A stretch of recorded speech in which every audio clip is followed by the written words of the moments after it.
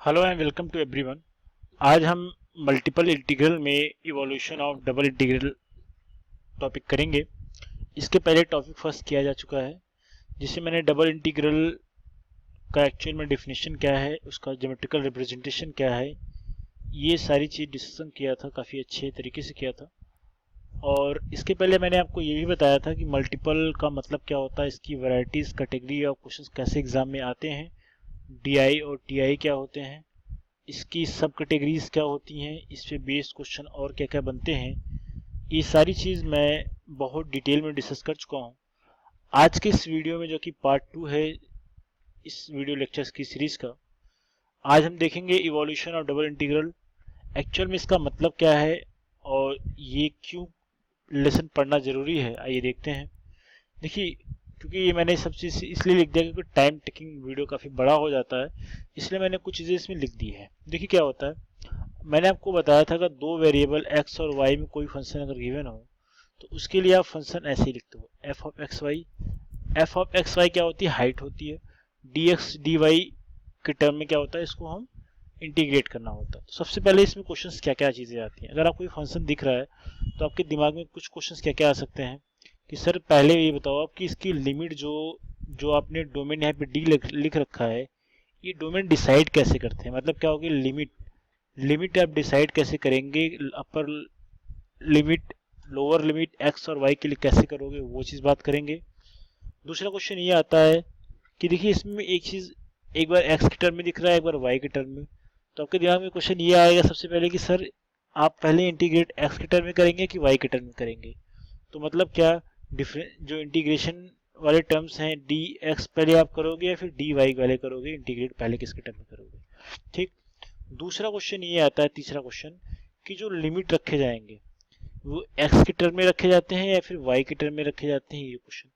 तो ये बेसिकली इस वीडियो का जो मेन मोटो है, आपको ये तीनों चीज़ें समझाने का ही है। और ये चीज़ अगर आपको समझ में आ जाती है, वीडियो बहुत ज़्यादा बड़ा नहीं है, बट इससे कॉन्सेप्ट बहुत इंपॉर्टेंट है। तो ये इस वीडियो का मोटो रहेगा। देखिए इसके लिए मान लेते हैं, अगर अगर इस चीज़ को हमें इवोल्यूट करना है, हमें थोड़ा सा समझाना है आपको, तो कि हमने मान लिया कोई रीजन डी है। रीजन डी किसके लिए है, अभी मैं इसके बाद आपको ये कोऑर्डिनेट के माध्यम से समझा भी देता हूँ। कोई डी रीजन डी मान लेते हैं, या फिर आप कह सकते हो डोमेन डी इसको कह सकते हो, डोमेन भी कह सकते हो। कोई कर्व के थ्रू बाउंडेड है, ठीक है। वाई एक्सिस पे f1x और y पे ही f2x है। और फ्रॉम x एक्सिस पे क्या है, ऑर्डिनेट जो हमारा रहेगा, ऑर्डिनेट्स जो रहेंगे from x equal to a to x equal to b तक। ये बात समझ में आ गया। अब इस चीज़ को अगर हम कोऑर्डिनेट में दिखाएं तो क्या करेंगे, देखिए हम इसको इस तरीके से लिख सकते हैं। हमें x एक्सिस वाली जो वैल्यू पता है, x equal to a to x equal to b, ये x वाले टर्म्स के लिमिट है। और y के लिए लिमिट क्या है, f1x टू f2x।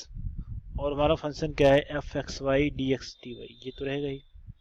तो ये लिखने का तरीका समझ में आ गया। अब ध्यान से देखिए, अगर हम इसको x और y के टर्म में इसको अगर हम रिप्रेजेंट करें कोऑर्डिनेट के फॉर्म में, तो ये देखो हमारा x एक्सिस है ना। ये इसमें हमारा कुछ फंक्शन, ये हमारा y एक्सिस के टर्म को रिप्रेजेंट करना है, ये y एक्सिस वाला टर्म को रिप्रेजेंट कर रहा है, और ये x एक्सिस है, ठीक।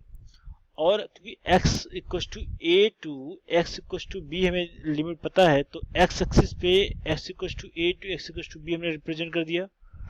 और जो y के टर्म में जो गिवन है कब, तो ये देखो y इक्वल टू f1x, ये f1x है, f1x टू f2x हो गया। ये जो आपको कर्व दिख रहा है, ये कुछ जो कर्व आपको ऐसा कुछ दिख रहा है, ये कर्व का शेप कुछ भी हो सकता है, ऐसे हो सकता है, ये ऐसे हो सकता है, ये ऐसे कुछ भी हो सकता है।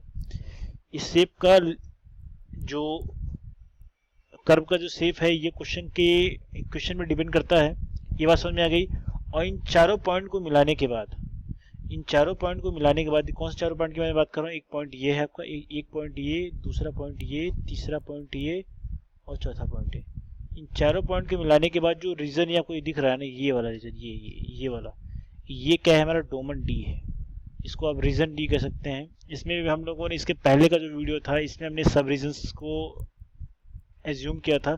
सब रीजन के बाद हमने चीज़ों को 3D फॉर्म में कुछ चीज़ें की थी। इसमें हाइट h का फैक्टर आया था, जिससे हमने वॉल्यूम फाइंड आउट किया था, और जो जब f of x comma y को जब 1 आ रहा था तो ये वैल्यू हमें एरिया दे रहा था। ये बात कंफर्म हो गई है, ठीक है। इसमें देखिए दो कंडीशंस बनते हैं, दो कंडीशंस बनेंगे जिसके बेस पे हम ऑलवेज लिमिट जो क्या करते हैं कंसीडर करते हैं। अब वो टर्म्स क्या हैं देखिए, अगर आप टर्म्स की बात करोगे ना, हाँ देखिए पहला कंडीशन तो हमने ये मान लिया कि अगर हमें वाई एक्सिस पे अगर हमें लिमिट फाइंड आउट करना है, अगर वाई एक्सिस पे अगर लिमिट फाइंड आउट करना है तो वाई एक्सिस की जो लिमिट है वो आप एज्यूम कर लीजिए, जो दिया है उसको वाई एक्सिस पे ही मान लीजिए, ठीक है। और एक्स एक्सिस पर एक्स एक्सिस के पैरेलल मतलब इस समानांतर स्ट्रिप ड्रॉ करके, स्ट्रिप मतलब कुछ पट्टियां आप ड्रॉ करके आप एक्स एक्सिस के भी जो लिमिट होंगे वो मान सकते हैं। ये सारी चीजें मैं समझा देता हूँ, अभी करके दिखाऊंगा सारी चीजें, दोनों कंडीशंस के जो पार्ट बनते हैं वो दिखा दूंगा आपको। और दूसरा कंडीशन ये बनता है कि आप एक्स एक्सिस की अगर लिमिट को, एक्स एक्सिस पे अगर लिमिट फाइंड आउट करना है तो एक्स एक्सिस की जो लिमिट है उसको आप एक्स एक्सिस वाले को वैसे का वैसे ही मान लो, निकाल लो, एक्स एक्सिस पे ही निकाल लो। और वाई एक्सिस की जो लिमिट होगी वाई एक्सिस के पैरेलल, वाई एक्सिस के समानांतर आप स्ट्रिप खींच कर मतलब ड्रॉ करके, DRAW ड्रॉ करके उसके जो लिमिट होंगे वो एज्यूम करेंगे, ठीक है। ये चीज समझ में आ गई। मैंने दो चीजें बताई है, अगर आपको एक्स एक्सिस पे, अगर आपको एक्स एक्सिस पे अगर लिमिट फाइंड आउट करना है, एक्स एक्सिस पे फाइंड आउट करना है मतलब क्या, एक्स की जो लिमिट है उसको आप मान लेंगे, ये मान लेंगे, और वाई एक्सिस का जो है इसको आप ड्रॉ कर लेंगे, और इस पे वाई एक्सिस के पैरेलल आप क्या करेंगे, स्ट्रिप ड्रॉ करेंगे। जब एक्स एक्सिस की बात जब आएगी, और दूसरा कंडीशन बताया है एक्स एक्सिस वाला, इसको ऐसे ड्रॉ करेंगे, और मान लो हमारा ये कुछ ऐसा हमारा ग्राफ बन रहा है, ऐसा कुछ कर्व हमारा ऐसा बन रहा है, तो इसमें क्या करेंगे आप ये चीज यहाँ पे जूम करेंगे, तो क्या हो जाएगा, ये एक मिनट को, ये x इक्वल टू क्या हो जाएगा, x इक्वल टू f1x,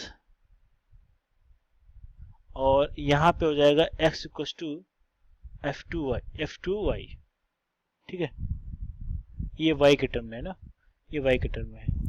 तो ये भी दोनों करने का तरीका है एक बार। और इसमें क्या होता है, स्ट्रिप कहाँ ड्रॉ करोगे आप, स्ट्रिप यहाँ पे ड्रॉ करो, एक मिनट मैं पेन का कलर चेंज कर देता हूँ।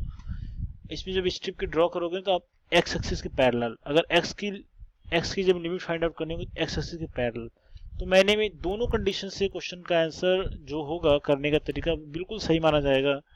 आप चाहे एक्स एक्सिस के पैरेलल स्ट्रिप ड्रॉ करिए, चाहे वाई एक्सिस के पैरेलल ड्रॉ करिए, इसमें कोई अंतर नहीं पड़ेगा, ठीक है। ये सारी चीजें बिल्कुल ऐसे रहेंगी।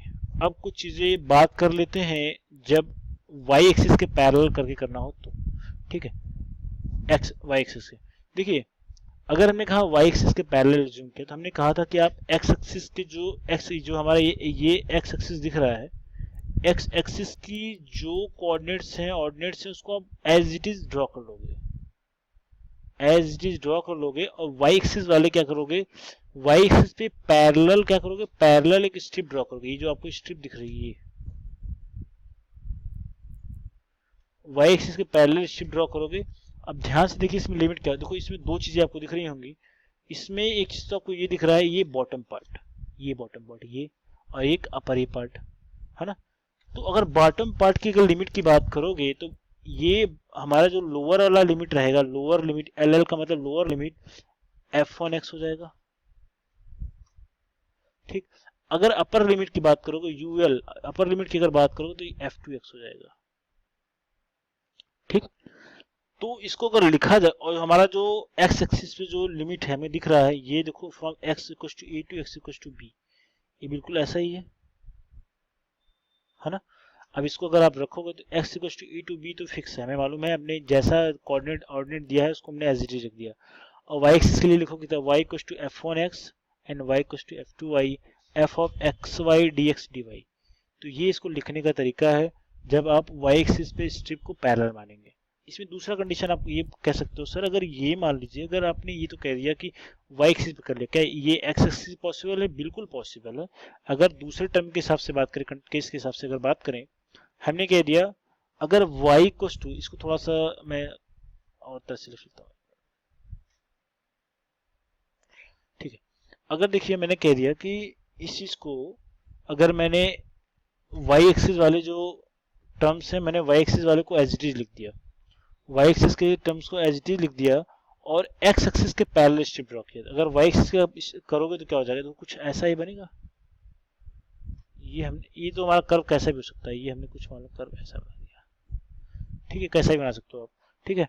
देखो ये जो हमारा होगा, जब हम वाई एक्सिस पे अपने जो हमारे ऑर्डिनेट्स हैं उसको एज इट इज लिख के एक्स एक्सिस के पैरेलल, एक्स एक्सिस के पैरेलल मतलब क्या हो जाएगा, ये चीज यहाँ पे नहीं रहेगी, ये चीज थोड़ा सा ये नहीं रहेगा, ये चीज यहाँ पे नहीं रहेगा, ये कुछ ऐसा बनेगा, ठीक है, ठीक। क्योंकि वाई एक्सिस के जो देखो दूसरे वाले केस में था, वाई एक्सिस के जो ऑर्डिनेट्स थे उसको एज इट इज लिख लो और एक्स एक्सिस वाला जो हमें लिमिट डिसाइड करना है उसको कैसे करोगे, तो ये x इक्वल टू क्या हो जाएगा f1y और ये x इक्वल टू क्या हो जाएगा f2y, है ना।